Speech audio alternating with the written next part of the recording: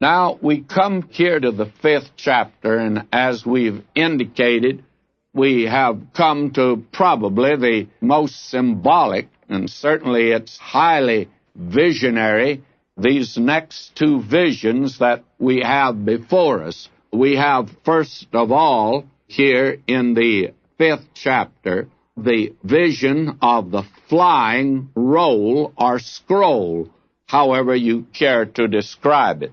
Now, there takes place here a rather sharp division in these visions, that is, in the meaning of them.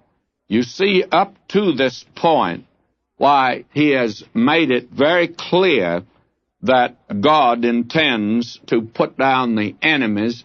We had that in the first two chapters. God would put down all the enemies of this nation, and they would become the thing that God intended them originally to become, a nation of priests. You'll recall that when God brought them out of Egypt, that was his desire, that the entire nation become a nation of priests. But because of their sin, only one tribe was chosen. Then we saw that they would have to first be cleansed. And we had that in the vision of Joshua and Satan, and the nation was to be cleansed. And then there was the vision of the branch and the rock with 7 eyes in it, the stone. Now, all of this looked forward to the kingdom age, when God again would turn and use them. Having cleansed them, they become then a light to the world. And we saw the lampstand and the 2 olive trees, and the oil represents the Holy Spirit, and they're to witness in the power of the Holy Spirit. Now, all that is good and well enough, but does that mean that every member of that nation, because he's an Israelite, will be chosen, even those that are living and continue in rebellion and sin? Well, no, God doesn't choose all of them, and so we have now in this vision and in the next one the judgment of God that will come upon those that do not become obedient unto God, and that he will judge them and ferret out those that are rebellious among them.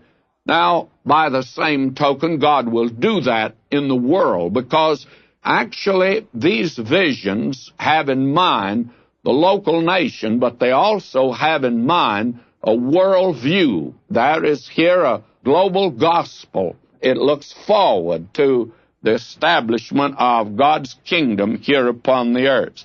And this, of course, makes very clear the thing that God had said through Paul about the nation Israel. He says, not all Israel is Israel. Not every member. It is the national unity, the corporate body that will be accepted. But any individual in that will have to measure up and have to be obedient to God and come God's way to be cleansed, as we've seen here, and to accept and receive the Messiah. They would have to do that, each individual would. And you can say the same thing today of the church. Not every church member is a Christian, is really in the body of believers that's called the church. And there will come a day of the ferreting out. Division is to be made. Now, the division of the church is at the rapture.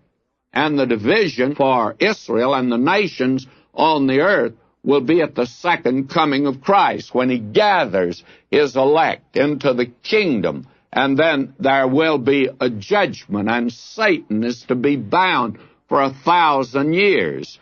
And all of that is in the picture that's given to us here. And that is for the encouragement of these people here, because it had a very definite application for them, as it does today.